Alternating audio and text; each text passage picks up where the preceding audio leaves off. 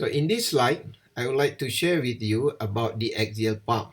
So we will have a theoretical about the axial pump and a few questions about the axial pump.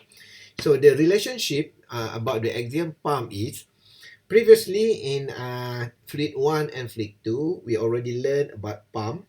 So we have learned about pump here. So and then we understand that it could be divided into two major groups. One is a rotodynamic, means that we use the idea of kinematic energy to transfer the energy from the blades to the fluid. So another one is the positive displacement, mean we use the idea of volume, mean we transfer the liquid by sending volume by volume from one place to another. So and then from rotodynamics here, the most common pump is actually the centrifugal. Okay, it is used the idea of centrifuge force to to to to move water. So another types is the axial pump. So means that it is used the idea of rotodynamic, but the location or the mechanism is quite different from the centrifugal pump. So that's why we need to learn how to solve problem in axial pump. So and then just now we already finished about the piston pump. Piston pump is one of the idea of the positive displacement pump that move in reciprocating movement. So it just move. So the piston is just moving in one direction. So moving not in rotation, in rotating direction, but it's moved in linear. So it just moves to right and left to create or to create volume and then push the volume to another point. So and then after this, after the axial pump, we will use about the rotary pump. Means that we will see about the idea of, to how to move volume by rotating device. Okay, so now we are here in axial pump, because at least at the end of this study, so I mean when you graduate, you know these four type of pump. So this is very important, because in real application, when you work as engineer, you will see these four types of pump will be used in so many application, because as we learned previously, we need to find a suitable pump for specific application.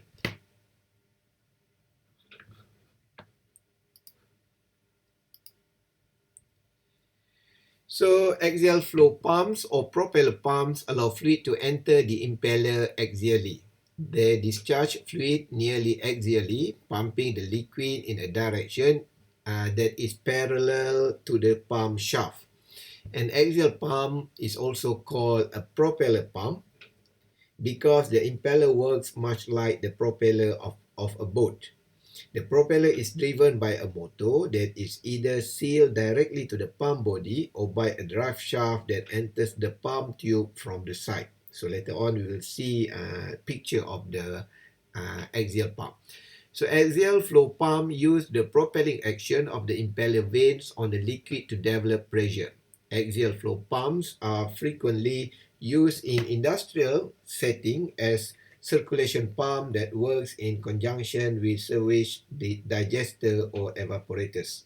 Axial flow pumps are also used in the heat recovery system, nuclear reactor water circulation, and high volume mixing application. Axial flow pumps can also be used as a liquid pump for ballast control in marine application. So if you see here, there is a lot of application that actually cannot be solved by using only centrifugal pump. Axial flow pumps use the propeller action to draw water into the pump by suction. An axial flow pump can be designed as a suction pump that draws water in through the one end and discharge it out the top of the pump. However, axial flow pumps are not typically used for suction lift application.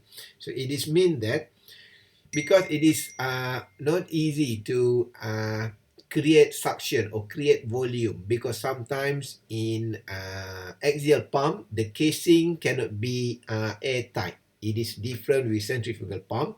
That's why it cannot create vacuum. That's why it cannot be used as suction lift application. So if you want to uh, deliver water from lower to the upper point, so please use centrifugal pump.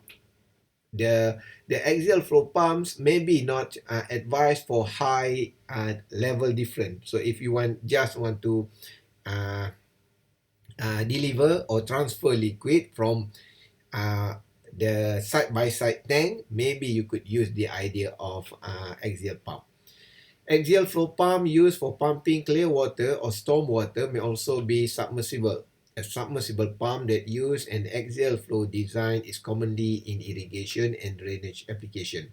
Axial flow pumps may also be used as a sump pump in some industrial application to circulate slurries or wastewater or to drain storm water from some pits or waste storage lagoon. So here you could understand that the viscosity is actually not the main problems in axial pump. So, I mean, if you have a slurry or a quite a thick liquid or a liquid that mixed with solid, you still can use axial pump or propeller pump to transfer the liquid. And then axial pumps are typically used in high flow rate, low lift application. A mixed flow pump similar to a turbine pump may be used as a well pump provided the well is not too deep.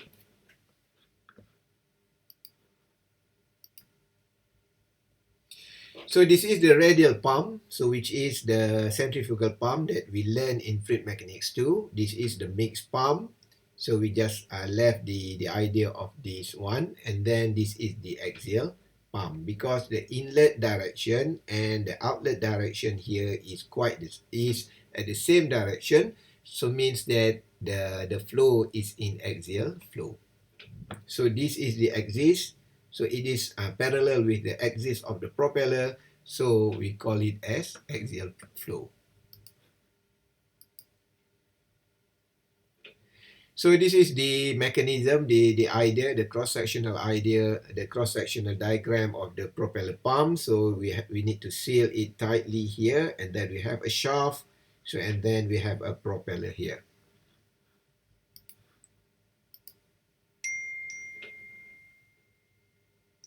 So this is the idea to lift the water or to transfer water from one point here to another. So we have a machine here, and normally the shaft will long like this, and then we have a propeller here. So this is another setting for the axial pump. Okay, so now we are going to see the calculation for the axial pump or the propeller pump. So what you need to understand about the axial pump is, okay, for example, we have a pipe here, and then we have a propeller here. So, and then we call the middle part here as hub. Okay, and then we call this as a propeller or a blade. Okay, and then you need to understand that. So when water flow inside this one, okay, so when water flow inside this one, so because the hub here will resist or will reduce the cross-sectional area, so means that the water only can flow according to the propeller area here. So means that in calculation of the cross-sectional area, you must only calculate the area of this one. Only the shaded area need to be calculated, because the middle area here is actually the water is not flow through the middle area, because we have an object here, so the water cannot flow through the object. So means to calculate the cross-sectional area, so it will become is if the red area is equal to A1, so and then the blue area here is equal to A2, so the area total for the calculation is A1 minus A2. So please understand this situation. So and then, okay, so we have a blade here, and then again, you need to understand the second thing is the location of the blade is very important. So means that if the water flow at this part, so we call it is flow at the tip area. So mean at the end of the blade.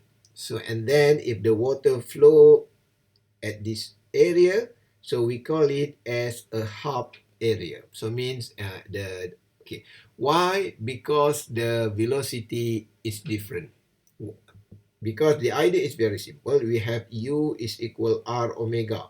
So mean u is the linear velocity in meter per second, r is radius, and omega is radian per second. So it means that the velocity here, the u here is depends on the value of r.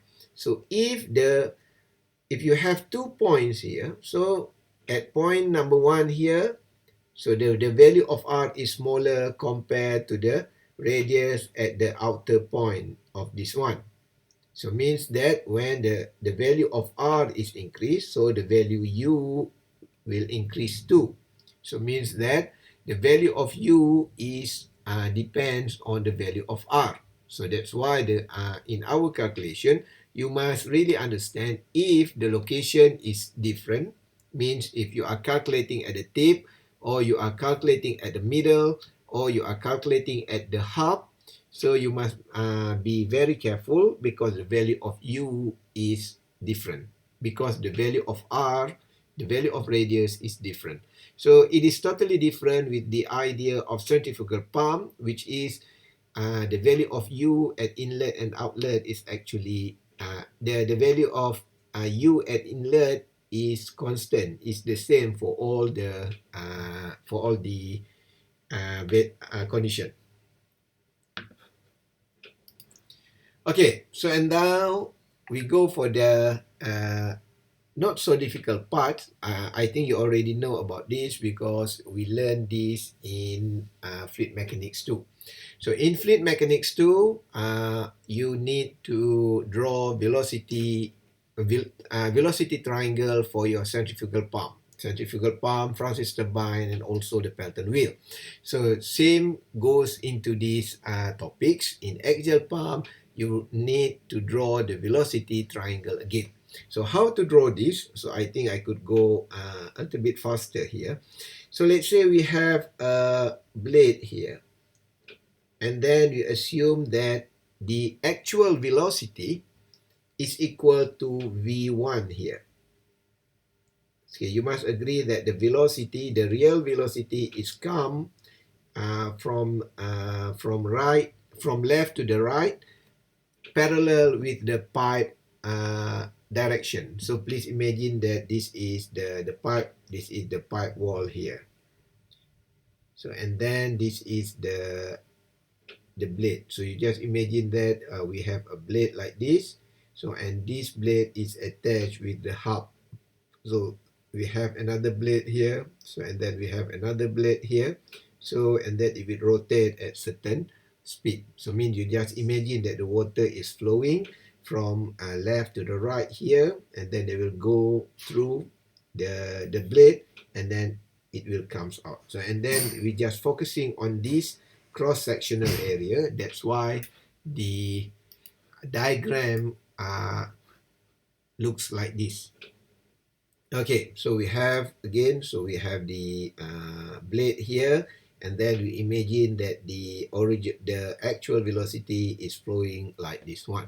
So and then at the outlet here, okay, you must understand that if the blade here is rotating like this, upward like this. Okay, so and then because of the rotational, so the actual velocity will looks like this, will become like this. So this is the first step you need to understand, and you need to remember to build your velocity triangle.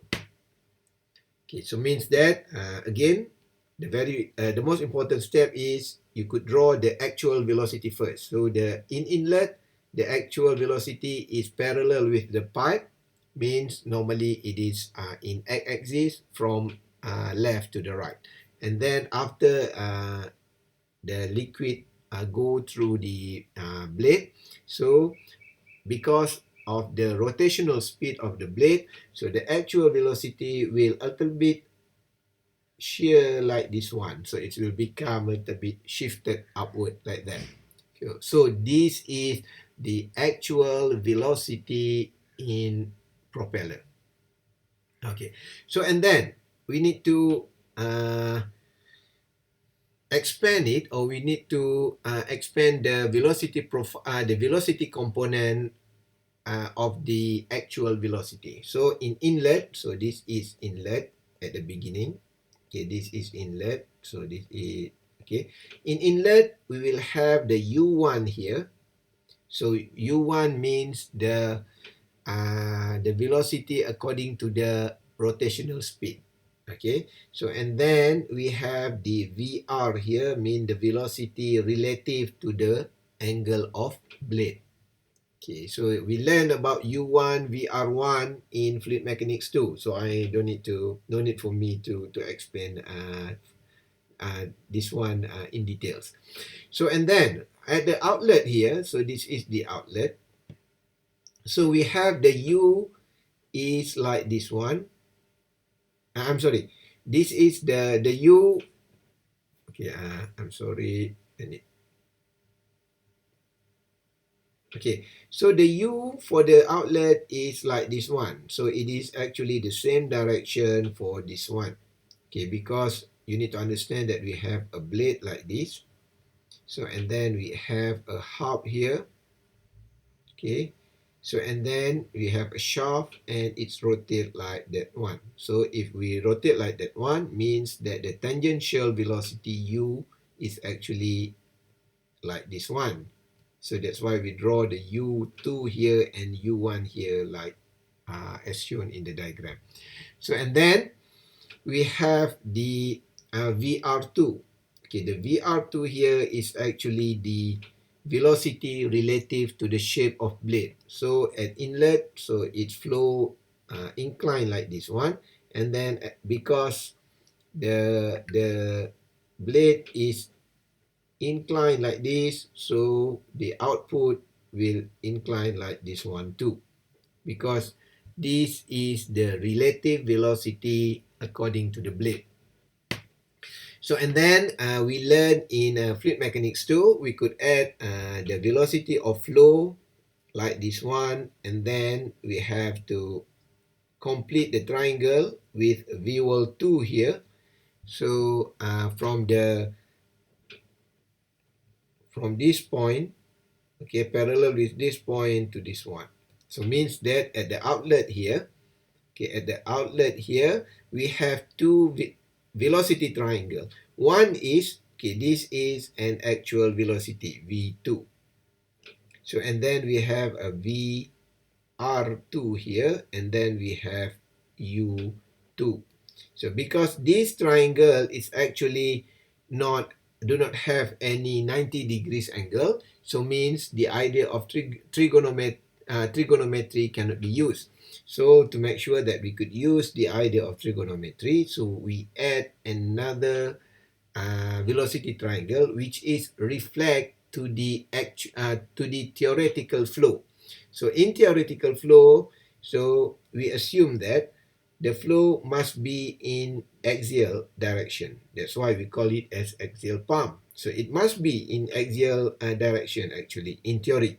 So that we draw an axial velocity here. So we mark as VF2, mean velocity at theoretical flow. And then why the actual velocity is shifted like this one, because we have turbulence. So we create another component velocity from from this point to this point, and then we draw as V world 2. So world here adalah pusaran, or so means it reflect the phenomenon of turbulence. Okay, so I hope you could understand this, because there are terms for this one. The reason, the names, and everything here is learned in fluid mechanics 2 a few semesters ago. Okay, so and then we have blade angle at this point. So we call it as blade angle at inlet, because it show the blade angle, and also at this one. So we have a blade angle at outlet. So the value of blade angle at inlet and outlet may be different. So for example, if we have an aerofoil like this, for example, so might be the angle here, okay, that might be the angle here is quite shallow, but this one is quite, the angle is quite a little bit bigger. So please understand that the value of beta can be different from inlet and outlet. So so this is the calculation, okay, for inlet here, for velocity triangle at inlet here. So we know that V1 is equal to Vf. So first assumption is V1 is equal to Vf, because the V1 here, the actual velocity here, is actually at the same location with the theoretical velocity. So and then because of that, we assume that V1 is equal to 0. As you know, before the propeller, so the flow, there are no disturbance. So I hope you could imagine that, because there are no propeller, so means that the velocity of fluid is moving on x direction only. But after the blade, because the blade is rotate in different direction, so that's why we have v whirl 2, means velocity of whirl, because for sure the turbulence was occur, and then according to the propeller direction, propeller rotating direction, there are fluid that move perpendicular to the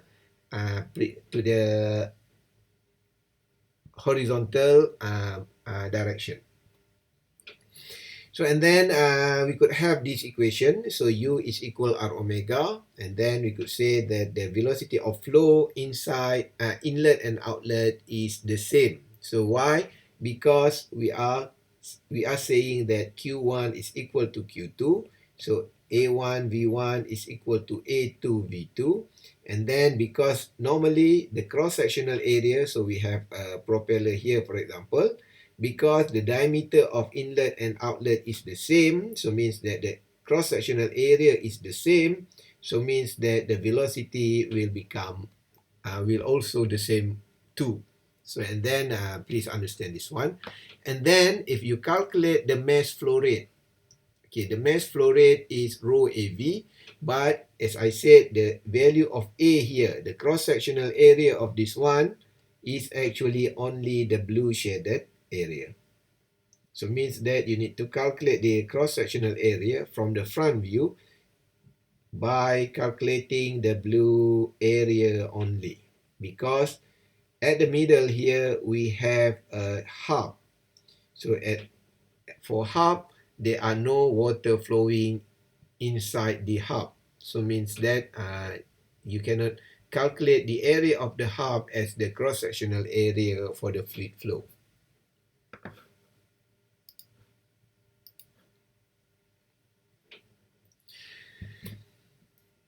Okay, so this is the idea of the velocity triangle in inlet and outlet, and then we need to calculate the Euler head for axial pump. So the idea of Euler head for axial pump is totally similar with the centrifugal pump. So we just use the equation that we learned in fluid mechanics 2. So which is the Euler head is 1 over G U2 V1 2 minus U1 V1 1. So and then normally we assume that V1 is equal to 0. So and then if V1 is equal to 0, so we could neglect the value of this one. So and then the Euler head will become like this one. So and then I hope you could make your own revision, because this is the same idea from the fluid mechanics too. So we could replace the value of V2 by having these equations, U2 minus VF2 over tangent beta 2. So I hope you could correlate these two equation by looking back to the velocity here, to the velocity triangle here. So and then why sometimes engineer will use the idea of V1 is equal to 0. So V1 is equal to 0. It is because normally in real application we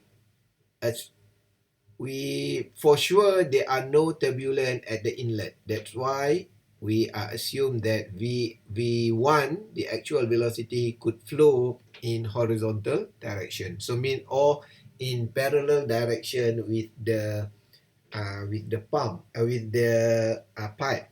Okay. In this situation, if there are no turbulence, there are no disturbance, so means that there are no whirl velocity. So W there is actually a whirl, so it's actually the pusaran. So means the turbulent flow for the pipe.